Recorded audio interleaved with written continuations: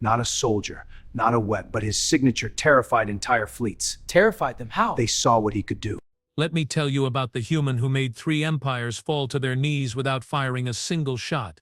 The bureaucrat who turned paperwork into a weapon of mass destruction. The man whose signature alone could make a Vorthak warlord wake up screaming in the middle of his sleep cycle. His name was Arthur Pennington. And yes, I know what you are thinking. Arthur Pennington sounds about as threatening as a bowl of warm soup. That was precisely the point. I should know. I was there. I'm Kelris Van, diplomatic attaché to the Galactic Concordance, and I watched this absolute madman of a human dismantle the entire political structure of the Outer Rim with nothing but a fountain pen and an unhealthy obsession with regulatory compliance. The first time I met Pennington, I thought someone was playing a joke on me. It was a Tuesday. I hate Tuesdays. Always have. My species doesn't even have a concept of weeks, but humans introduced us to the horror of Tuesdays.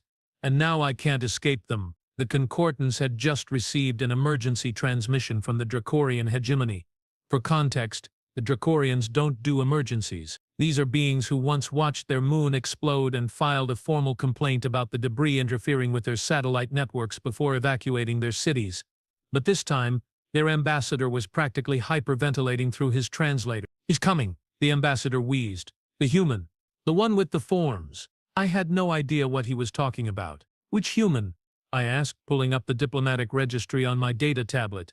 "We have 17,000 registered human diplomats in the Concordance. You are going to have to be more specific." "Pennington," the ambassador whispered, and I swear his scales went 2 shades paler. "Arthur Pennington." I scrolled through the database, found the file, stared at it. Human, male, age 53 standard years, previous occupation tax auditor, current position special compliance officer for the Terran Diplomatic Corps, no military service, no combat training, no enhanced modifications. Hobbies included stamp collecting, competitive Sudoku, and breeding orchids. This was the being that had a Dracorian general trembling. "With all due respect, Ambassador," I said, trying very hard not to laugh, "your empire has 12,000 warships. You are worried about a middle-aged human who grows flowers." The ambassador's eyes went wide. "You don't understand. He doesn't need warships. He has something far worse." What? Subclause 17, I blinked. "The trade regulation?" "The trade regulation," he confirmed, and then the transmission cut out. 2 hours later, Arthur Pennington walked into Concordance headquarters carrying a briefcase that probably cost less than my lunch and wearing a suit that looked like he'd purchased it during the previous geological era. He was completely, utterly, devastatingly average. Brown hair going gray at the temples. Glasses that he absolutely did not need because humans had perfected vision correction centuries ago. A slight paunch that suggested he enjoyed carbohydrates more than exercise. He even had a coffee stain on his tie. "Good morning," he said, extending a hand. "Arthur Pennington, Terran Diplomatic Corps.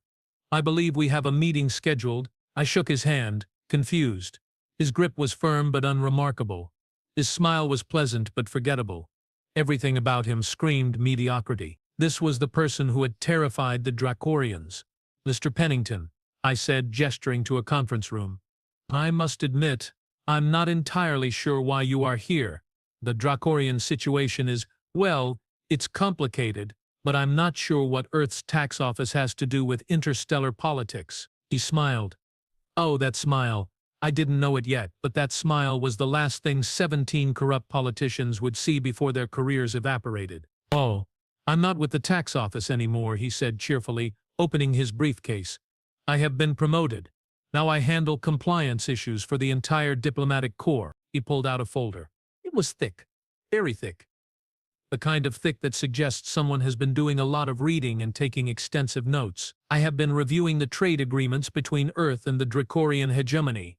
He continued, flipping through pages with the casual ease of someone discussing the weather. "Fascinating stuff, really. Did you know that according to Article 7, Section 3, Paragraph 12 of the Interstellar Commerce Compact, all signatory nations must maintain transparent shipping manifests for any cargo exceeding 10,000 metric tons?" I nodded slowly. "Yes, that's standard procedure."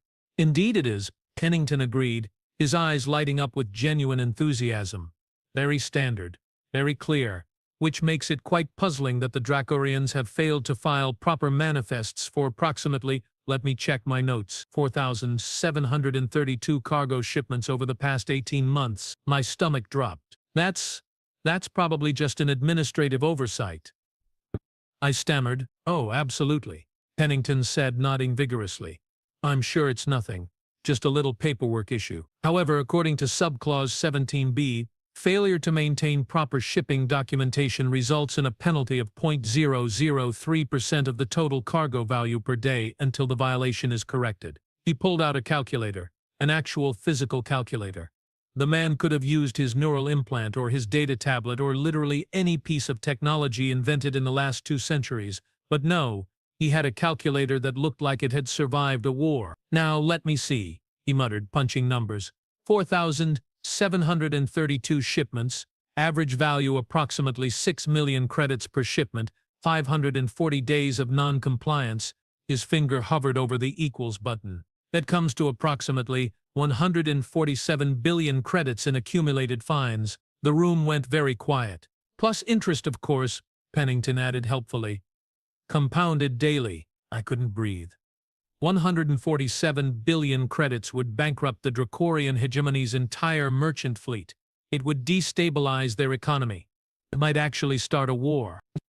Mr. Pennington, I said carefully, surely we can find a way to resolve this that doesn't involve catastrophic economic sanctions. He looked at me with those mild, forgettable eyes and smiled. Of course we can.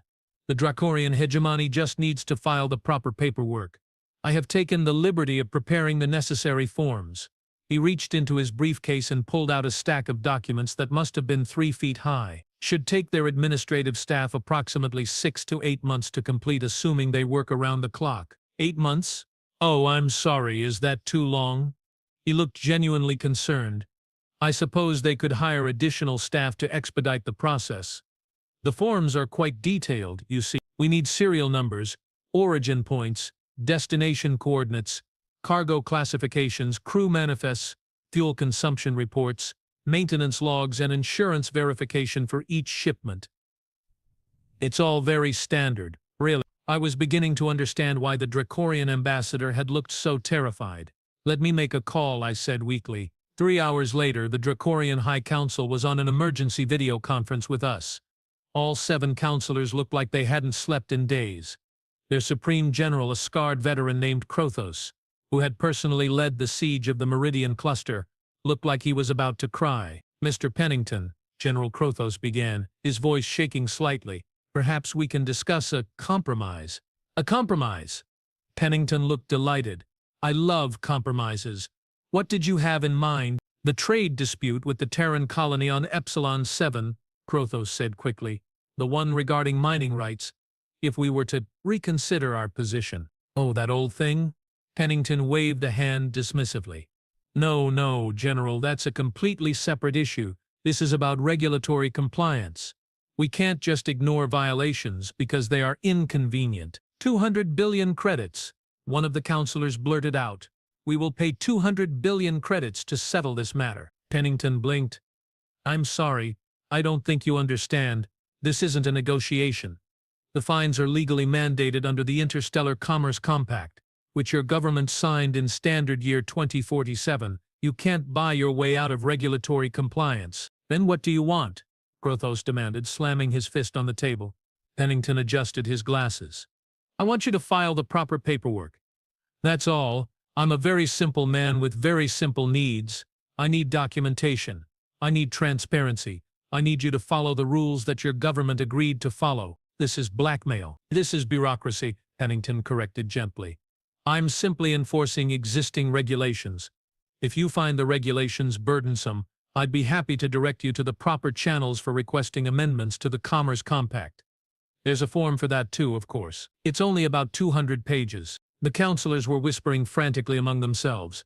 I could see the panic spreading across their faces like a contagion. We have rights. Another counselor protested weakly.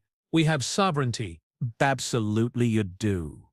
Pennington agreed enthusiastically. You have every right to withdraw from the Interstellar Commerce Compact. Of course, that would mean revoking your trade access to all Concartance member nations, including Earth. the Vaxian Collective, the Thornmere Union, and approximately 73 other civilizations. I estimate that would reduce your GDP by approximately 68% within the first year. But yes, you absolutely have that right. He smiled that terrible, pleasant smile. Or you could just file the paperwork. General Krothos looked like he was having an aneurysm. His scales had gone from pale to nearly translucent. You are destroying us. Oh no, General, Pennington said, and for the first time I heard something cold in his voice, something that suggested the mediocre exterior was hiding something far more dangerous. I'm not destroying anything. I'm simply pointing out that you have been cheating on your trade agreements for years, and now the bill has come due. You tried to hide illegal weapons shipments in unmarked cargo containers. You thought you could slip them past us because nobody actually reads the shipping manifests. But I do, General. I read every single one. The room fell silent. Those 4,732 shipments? Pennington continued, his voice still pleasant, but his eyes absolutely frozen. Every single one contained military hardware being funneled to separatist groups in the Outer Rim. Plasma rifles, fusion bombs, neural disruptors. You have been arming terrorists, General, and you have been using legitimate trade routes to do it. Krothos said nothing. The counselors said nothing. They had nothing to say. Now, Pennington said, pulling out another form, here's what's going to happen. You are going to file complete and accurate shipping manifests for every single one of those shipments. You are going to provide full documentation of the weapons you have been smuggling. You are going to cooperate completely with concordant security forces in tracking down and recovering those weapons, and you are going to implement new oversight protocols to ensure this never happens again. He slid the form across the conference table. It landed with a soft thump that sounded like thunder. Or, Krothos asked quietly, or I submit my report to the Concordance Council, the Commerce Commission, and the Interstellar Court of Justice. I outline every violation, every smuggled weapon, every dead civilian killed by the terrorists you have been arming. And then we see what the rest of the galaxy thinks about doing business with the Dracorian hegemony. Pennington stood up, closing his briefcase with a decisive click. You have 72 hours to begin filing the necessary documentation. I will be in my office if you need clarification on any of the forms. Have a pleasant day, gentlemen. He walked out of the conference room, leaving 7 of the most powerful beings in the Dracorian hegemony sitting in stunned silence. I followed him into the hallway. I couldn't find the words. How did you know about the weapons? Oh, I didn't, Pennington admitted cheerfully. Not for certain. But when someone files false shipping manifest for thousands of shipments, there's usually a reason. I took a calculated risk. Besides, their reaction told me everything I needed to know. You bluffed? I investigated, he corrected. There's a difference. I spent 6 months cross-referencing shipping routes with reports of terrorist activity in the Outer Rim. The patterns were quite clear once you knew what to look for. The Dracorians have been very naughty. He started walking toward the exit. I hurried to keep up. Mr. Pennington, do you have any idea what you have just done? The Dracorian hegemony could collapse. This could destabilize the entire sector. He stopped and turned to face me. For a moment that pleasant mask slipped, and I saw the steel underneath. Mr. Veron, those weapons killed 17,000 people last year. Men, women, children, entire colonies wiped out by terrorists armed with Dracorian plasma rifles. The hegemony was making a profit while innocent beings died. He adjusted his glasses. So yes, I know exactly what I have done. I have made them face consequences. And if that destabilizes them, then perhaps they deserve to be destabilized. The mask slipped back into place. The mild smile returned. Now, if you will excuse me, I have another meeting. The Vaxian Collective has been very creative with their tax declarations. Fascinating stuff. Really. Did you know they have been classifying military expenditures as educational funding? Very clever. Very illegal. Should be fun to sort out. He walked away, whistling something that might have been Mozart. I stood there in the hallway, realizing I had just witnessed something terrifying. Arthur Pennington wasn't a soldier. He wasn't a warrior. He didn't have weapons or armies or fleets. He had something far more dangerous. He had rules. He had regulations. He had a complete and absolute refusal to let anyone break them. And somehow, that made him the most dangerous human I had ever met. The next day, the Dracorian hegemony began filing the requested documentation. They also issued a formal apology to the Concordance, pledged to cooperate with all security investigations, and implemented new oversight protocols for all military exports. Within a week, Concordance forces had recovered 600,000 weapons from terrorist cells across the Outer Rim. The death toll from terrorist attacks dropped by 73% over the next month, and Arthur Pennington went back to his office, filed his reports in triplicate, and moved on to his next case. Word spread quickly through the Concordance. The human with the briefcase. The man who could end your government with a memo. The bureaucrat who made generals weep. But Pennington didn't care about his reputation. He cared about the rules, and as I would learn over the coming months, that made him absolutely unstoppable. Because you can negotiate with warriors, you can bargain with politicians, you can intimidate diplomats, but you cannot reason with a bureaucrat who genuinely believes in the importance of properly filed paperwork. That's where real power lives. In the fine print, in the subclause, in the signature of a man who refuses to look the other way, and the galaxy would never be the same. So where were we? Oh, right. Arthur Pennington had just made the Dracorian hegemony wet themselves over incomplete shipping manifests. Good times. You'd think that would be the end of it, wouldn't you? One bureaucrat, one spectacular takedown, everyone learns their lesson and goes home. That's how these stories usually work. But this isn't a usual story. This is about the time Arthur Pennington accidentally started a diplomatic revolution with nothing but a red pen and an encyclopedic knowledge of interstellar contract law. I'm getting ahead of myself. Let me back up. After the Dracorian incident, I thought I understood what Pennington was doing. He was a watchdog, a very meticulous, very annoying watchdog who made sure everyone followed the rules. Fine, every government needs those. What I didn't understand was that Pennington wasn't just enforcing rules. He was rewriting the entire power structure of the galaxy. And he was doing it completely on purpose. 3 weeks after the Dracorian mess got sorted, I found Pennington in the Concordance archives at 2 in the morning. The archives, for those unfamiliar, are 17 levels of climate-controlled storage containing every treaty, every agreement, every trade deal, and every diplomatic document signed in the last 400 years. Nobody goes there. Ever?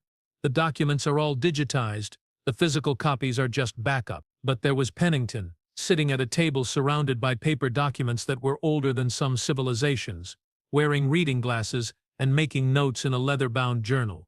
"Mr. Pennington?" I called out. "It's 2 a.m. Don't you sleep?" He looked up, genuinely surprised to see me. "Oh, hello, Mr. Vaughn. I sleep plenty, thank you. 7 hours every night. Very important for cognitive function. I just had an idea this evening and needed to verify something." I walked closer. The documents spread across his table were extensive. Treaties from the founding of the Concordance. Trade agreements from the first contact era. Diplomatic protocols that hadn't been referenced in decades. "What are you researching?" I asked, morbidly curious. His eyes lit up. Actually lit up. Like someone had just asked him about his favorite hobby. "I'm tracking a pattern," he said excitedly. "Did you know that every major trade agreement signed in the last 200 years contains the exact same clause regarding dispute resolution? Article 9, Section 4. It states that any disagreement between signatory parties must be resolved through arbitration before the Concord's Commerce Commission." "Yes," I said slowly, "that's standard language. It prevents trade wars." "Exactly." He tapped the document enthusiastically. "It prevents trade wars by forcing arbitration. But here's the interesting part. Do you know who writes the rules for arbitration?" I didn't. I'd never thought about it. "The Commerce Commission," Pennington continued, "operates under a charter written in standard year 256. That charter was written by the founding members of the Concordance, which at the time consisted of Earth, the Vaxian Collective, the Thornmere Union, and the Kepalari Confederacy. Those 4 civilizations established the rules. Everyone else who joined later just accepted them. So those rules heavily favor the founding members. Not obviously, not in ways that would trigger immediate objections, but in small ways, procedural ways. The kind of ways that compound over decades." He pulled out another document. "For example, arbitration proceedings require a minimum of 3 commissioners to reach a verdict. Commissioners are appointed by member states, but appointments must be confirmed by a majority vote of existing commissioners. Guess which 4 civilizations hold 8 of the 12 commissioner seats? My stomach sank. The founding members, he confirmed, which means they have effective veto power over any arbitration decision. They have been using the Commerce Commission as a tool to maintain economic dominance for 2 centuries, and nobody noticed because the language is so bland and bureaucratic that nobody actually reads it. I stared at him. You're planning to change this. I'm planning to enforce the original intent, he corrected. The concordance was supposed to promote fair trade among all civilizations. Instead, it's become a system where 4 civilizations control economic policy for 300 others. That's not fair trade. That's just imperialism with better paperwork. Pennington, I said carefully, the founding members won't let you dismantle their power structure. Earth is a founding member. You are a human. You are essentially attacking your own government's interests. He looked at me with those mild, unremarkable eyes. Mr. Verne, I don't work for Earth's interests. I work for compliance with the established rules. If those rules are being abused, I fix the abuse. If my own government is doing the abusing, then I fix my own government. He smiled that terrible smile. That's the beauty of being a bureaucrat. I don't have to care about politics. I just have to care about procedure. I should have stopped him right there. I should have reported him to someone. Anyone. But instead I asked the stupidest question of my career. How are you going to do it? His smile widened. I'm going to file a formal complaint, and that's exactly what he did. 6 days later, Arthur Pennington submitted a 400-page document to the Concourse Council outlining systematic procedural violations in the Commerce Commission Charter. He cited 17 different clauses that had been misinterpreted or deliberately ignored. He provided historical evidence of biased decisions. He included statistical analysis showing that founding member civilizations won arbitration cases at a rate of 87%, which was statistically impossible if the system was actually fair. And then, because he was Arthur Pennington, he requested a formal investigation under Article 12, Section 8 of the Concordance Charter, which required the Council to respond within 30 days. The Council panicked. Properly, completely, utterly panicked. The Vuxian representative tried to have the complaint dismissed on procedural grounds. Pennington pointed out that dismissing a procedural complaint on procedural grounds would be hilariously ironic and also explicitly forbidden under Article 12, Section Action. The Thornmere representative argued that investigating the Commerce Commission would undermine confidence in concordance institutions. Pennington helpfully noted that confidence in institutions should be based on those institutions actually functioning correctly, not on everyone politely pretending they did. The capillary representative tried a different approach. He invited Pennington to a private meeting to discuss a compromise. Pennington went to the meeting. He brought me along as a witness, which I appreciated until I realized he'd brought me along specifically so I'd have to testify later about what happened. The capillary representative, a distinguished diplomat named Theron Vass, met us in a private conference room. He was old, experienced, and very smooth. The kind of being who could convince you to buy ice on a frozen planet. Mr. Pennington, Vass began, your concerns are noted and appreciated. However, I wonder if perhaps there's been a misunderstanding. The Commerce Commission has served the Concordance well for 2 centuries. Surely we can find a way to address your concerns without a formal investigation. Of course, Pennington said pleasantly, we could reform the commissioner appointment process to ensure proportional representation from all member states. We could establish transparent criteria for arbitration decisions. We could implement regular audits of commission activities. We could do lots of things. Vyas smiled. Excellent. I'm glad we can reach an understanding. Now, in terms of implementation timeline, I still need to proceed with the formal investigation, Pennington interrupted. We can't implement reforms without documenting the existing problems. That's basic change management. You need a baseline assessment before you can measure improvement. Vass's smile froze. Mr. Pennington, an investigation would be disruptive. Surely your assessment is sufficient. My assessment is a preliminary report filed by a special compliance officer. It has no official standing. We need a proper investigation conducted by an independent review board. It's all in Article 12, Section 11. Very clear language. No ambiguity whatsoever. I watched Vass's composure crack slightly. Mr. Pennington, Let me be direct. The founding members have significant resources. We could make your career very difficult. Pennington blinked. Are you threatening me? I'm explaining political reality. Pennington pulled out his journal and started writing. So to clarify, you are stating that the Capillary Confederacy will use its political influence to retaliate against a concordance official for filing a legitimate procedural complaint. Just want to make sure I have the quote accurate for my supplementary report. Vass went very pale. That's not what I said. It sounded very much like what you said, Mr. Virion. You heard that too, didn't you? I was going to die. This man was going to get me killed. I may have heard something along those lines, I admitted weakly. Pennington nodded, still writing. Excellent. This will make a wonderful addition to the evidence of institutional corruption. Thank you for your time, Representative Vassas. Unless you have anything else to add? Vass stood up abruptly. This meeting is over. Wonderful. I will file the minutes within the next 24 hours. Pennington gathered his papers cheerfully.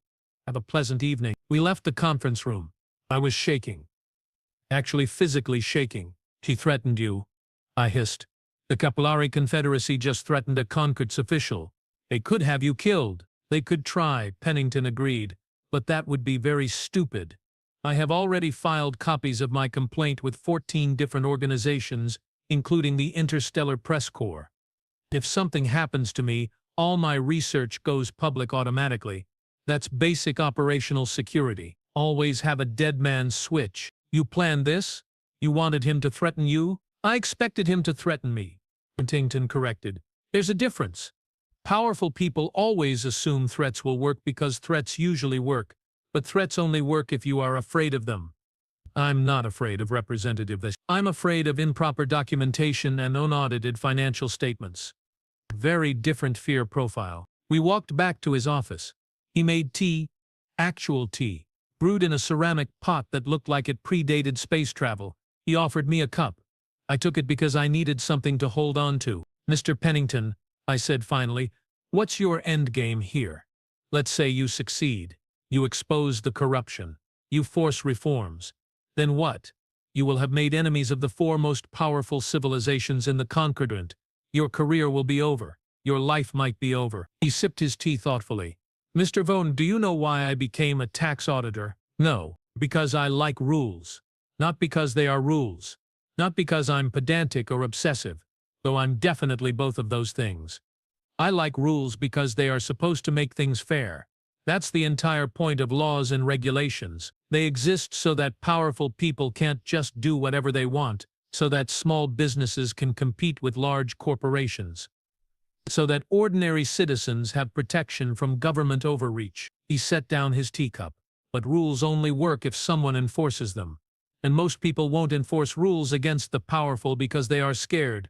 They are scared of losing their jobs. They are scared of retaliation. They are scared of being labeled as troublemakers. And I understand that fear. It's rational. It's human. He smiled sadly. But if everyone is too scared to enforce the rules, then the rules don't matter. And if the rules don't matter, then fairness doesn't matter.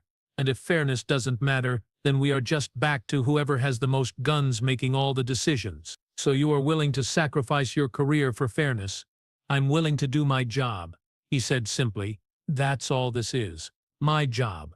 If doing my job correctly makes powerful people angry, that's their problem, not mine. I didn't know what to say to that. So I drank my tea and tried to figure out if I was witnessing heroism or insanity. Probably both. The investigation began 3 weeks later. The Concordance Council had no choice. Pennington had followed every protocol perfectly. He'd filed every form correctly. He'd cited every relevant regulation. They couldn't dismiss the complaint without admitting that they didn't actually follow their own rules. So they appointed an independent review board. They tried to stack it with friendly commissioners. Pennington objected, citing conflict of interest regulations. They tried again. He objected again. After 4 failed attempts, they finally assembled a board that even Pennington couldn't dispute. The investigation took 6 months. During that time, Pennington worked normal business hours, filed his reports in triplicate, and grew his orchids. He didn't give interviews. He didn't make dramatic speeches. He just existed. Pleasantly, unremarkably, but the results of his complaint were anything but unremarkable. The review board found systematic bias in Commerce Commission decisions. They found procedural violations. They found evidence of backroom deals and preferential treatment.